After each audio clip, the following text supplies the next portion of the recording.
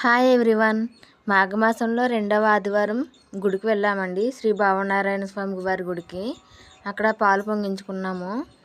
పాలు పొంగించుకోవడానికి ముందుగా మేము మండపం అయితే సిద్ధం చేసుకుంటున్నాను. మేము వెళ్ళేసరికి చాలామంది అయితే పాలు పొంగించుకుంటున్నారండి. ఎటు చూసినా మొత్తం జనమే ఉన్నారు. అందరూ పాలు పొంగించుకుంటారు. ఎక్కడైతే ఖాళీ లేదు.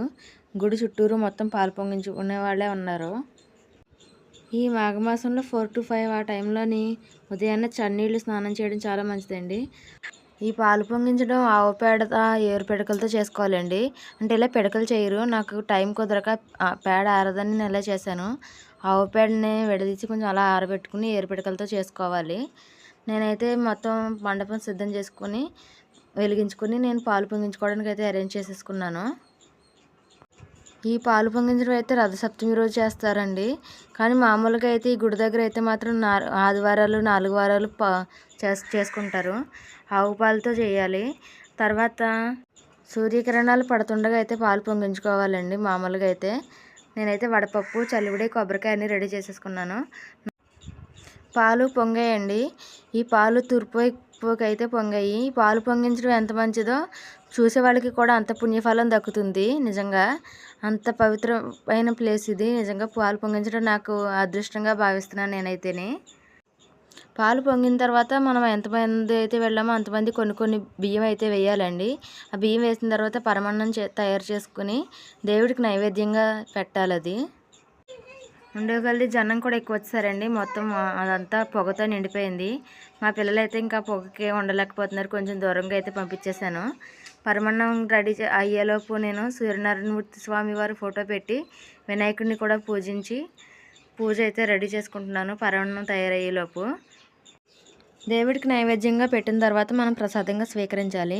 ఈ పూజకి అయితే మాత్రం చెరుకు ముక్క, ఎర్రదుంప, అదే చిలకడ దుంప అంటారు, చిక్కుడుకాయలు, చిక్కుడాకులు, జిల్లెడాకులు, రేగుపళ్ళు, అరటిపళ్ళు ఇలాంటివి ముఖ్యమైన అయితే పెట్టుకోవాలండి. రథసప్తమి పూజలో ఎలా చేసుకుంటామో అలాగే చేసుకోవాలి. నేనైతే అవన్నీ పెట్టేసుకుని దండం అయితే పెట్టేసుకున్నాను. ఈ గుడికి వచ్చేటప్పుడు మనం ఇంటి దగ్గరైనా స్నానం చేసి రావచ్చండి. లేకపోతే గుడి దగ్గర కూడా 2 కోనేరులు అయితే ఉన్నాయి.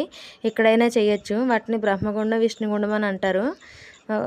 గుడికి కొంచెం దూరంలో కోనేరు అయితే ఉంటుంది. అక్కడ చేసిన తర్వాత గుడి ముందు ఒక కోనేరు ఉంటుంది. అక్కడ చేస్తారు చాలామంది. ఈ గుడికి అయితే చాలా ప్రాముఖ్యత అయితే ఉందండి. నాకు తెలిసినంత వరకు పెళ్లి కాని వారు, ఏదైనా హెల్త్ ప్రాబ్లం ఉన్నవారు, మొక్కుకున్నవారు అలాంటి వారు ఈ 2 కోనేరులో స్నానం చేసి దేవుడికి దర్శనం చేసుకుంటారు.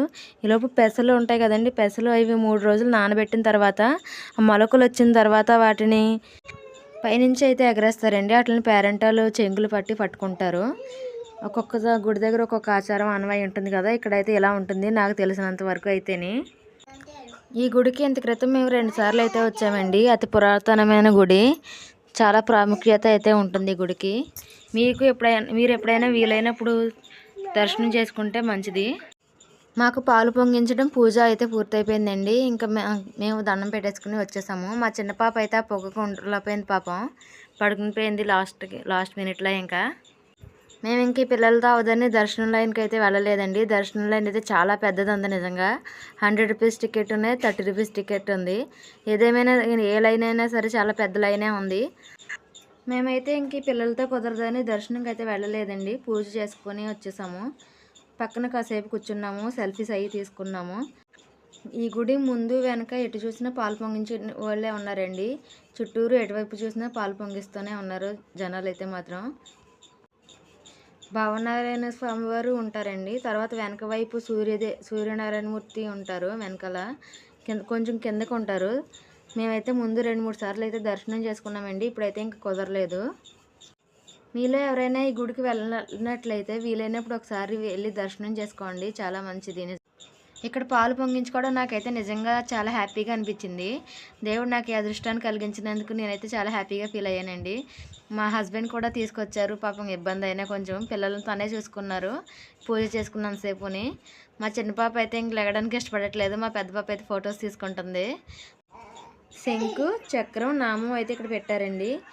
ఇక్కడ వాతావరణం అయితే చాలా ప్రశాంతంగా అనిపించింది నాకు. మనకి ఇష్టమైన పనులు కొన్ని జరిగేటప్పుడు అవి కష్టంగా ఉన్నా కానీ మనకి హ్యాపీగానే అనిపిస్తుందండి. నిజంగా నాకు ఈ చిన్నపిల్లలతో కొంచెం కష్టం అనిపించినా ఈ పూజ అంతా పూర్తయినందుకు నాకైతే చాలా హ్యాపీగా అనిపించింది నిజంగా.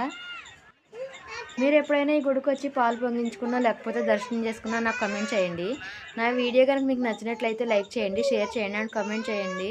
Thank you for watching and please subscribe చేసుకోండి. Thank you. Okay, bye bye.